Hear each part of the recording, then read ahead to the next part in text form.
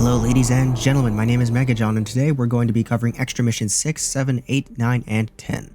This guide will be similar in style to the last, and these missions will be a step up in terms of difficulty.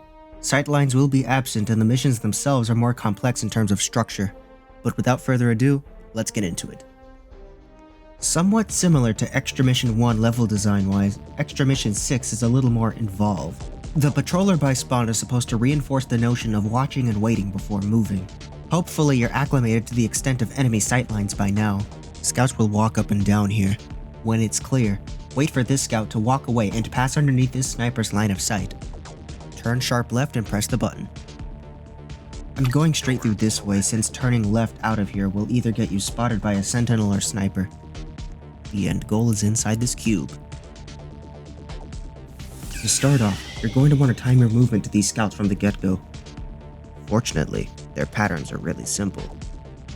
This patroller on the side here will punish you for waiting too long in this spot, so you gotta be aware and swift. We're safe here though.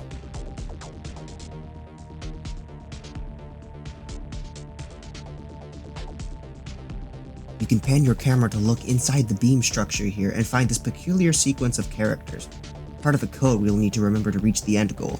If you know the entire code already, the code door is a hop and a skip away and you can complete this mission faster. But assuming you don't know, the code is scattered throughout the level. Don't be intimidated by this cluster of patrollers. Seize the opening when it presents itself and make it over.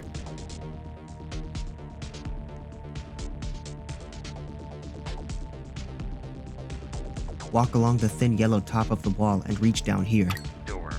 There's a button down there which gives us access to a part of the code. However, peering at the underside of these platforms reveals that a part of the number sequence is hidden here. 4 and 0 are the numbers we have so far.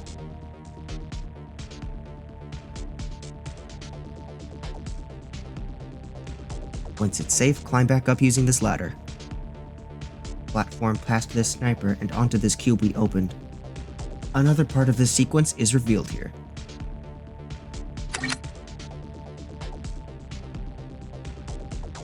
Don't use this ladder, it's bait and the sniper will catch you if you use it.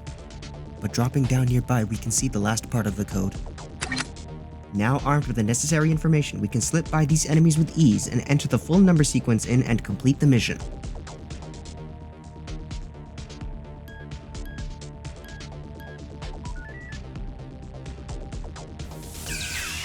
Getting lost is more of a problem than the enemies themselves, to be completely honest. There's a glow stick over there that's going to help us out quite a bit. You can go around and climb up to a higher spot and drop down to get it. But as you can see, I'm exploiting their narrow vision and predictable turns. You keep the glow stick if you die, so you only have to get it once. Past these patrollers is the entrance to the maze. Couple of enemies to start. Not much of a threat if you watch where you're going. Watch out for a scout down there before you keep going. Once it's safe, make a run for it. Avoid the patroller and wait for the opening to climb up to the other ladder. Past this sniper is a button which opens a pathway for us to continue.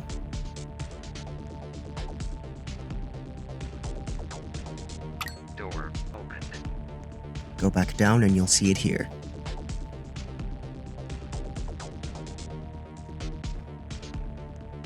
Carefully jump down here. Avoid that sentinel and proceed throughout the maze. Stick to the right,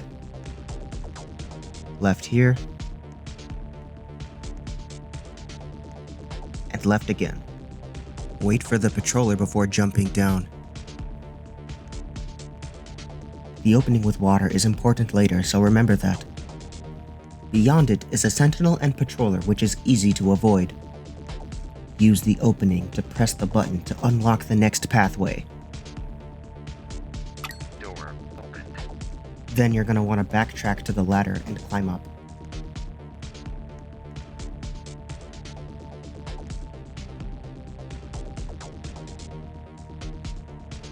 Watch out for the patroller up top and continue retracing your steps.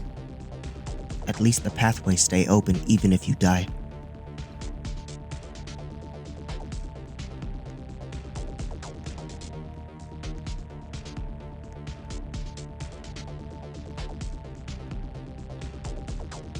The button opened this huge trapdoor in the ground.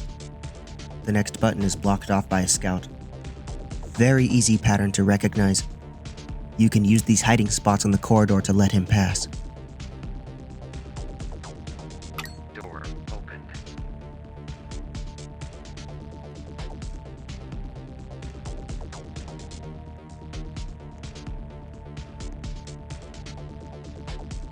Now you're gonna have to go through the maze again, same exact way as before.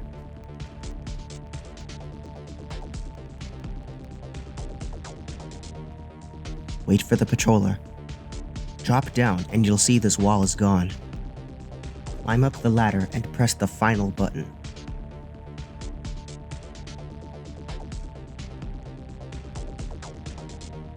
Door opened. Now make your way down and swim in the water hole from earlier.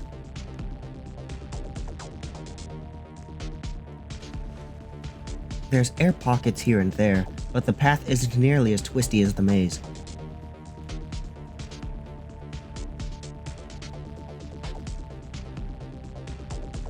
Climb the ladder and you're all done. This mission is shorter but requires you have a decent understanding of the enemy's range of detection. It's only really a challenge if you're impatient and try to rush through it, but if you wait for openings, getting past these patrollers shouldn't pose a problem. The middle platform being lower helps to take advantage of the blind spots inherent in the sniper enemies. Extra Mission 10 serves as a test of your awareness more than anything. The enemies on the ground aren't nearly as threatening as the snipers above. Once you're familiar with where to steer clear from, you'll be fine. Climb up this truss beam on the side of the map and be wary of the sniper on the other platform. This section is kinda tricky since you have to familiarize yourself with the timing of 2 scouts at once since they both need to be at certain places to allow for safe passage through this section. Afterwards, your next big obstacle is this patroller. Wait for an opening and get to where you can press this button. You can backtrack after that or take the safer route through the middle down here. What the button did was make a second ladder appear on the opposite side of the map.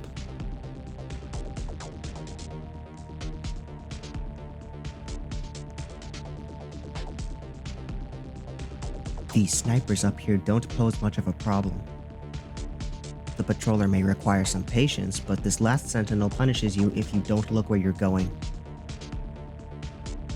With these missions, I've injected more substance in the way of level design.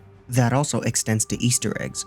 The sound the buttons make throughout the missions when unlocking doors is reused from Stealth and Alt Missions 5. Once again, voiced by an AI to mimic David Hayter of Metal Gear Solid fame.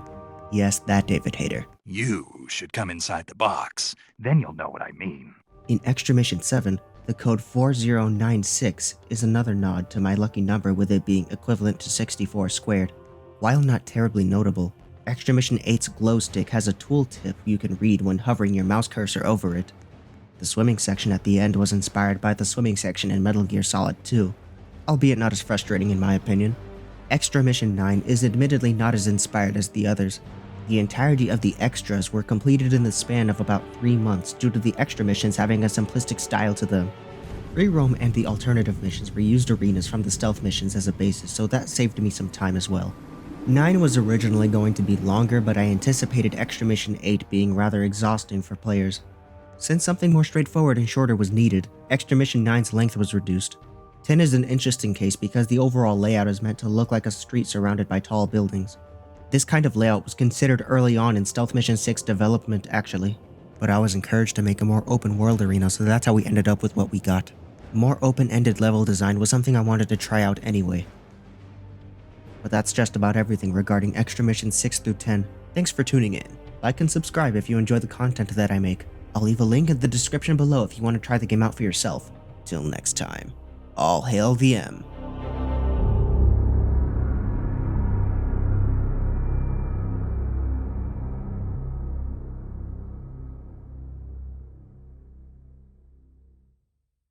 I feel safe.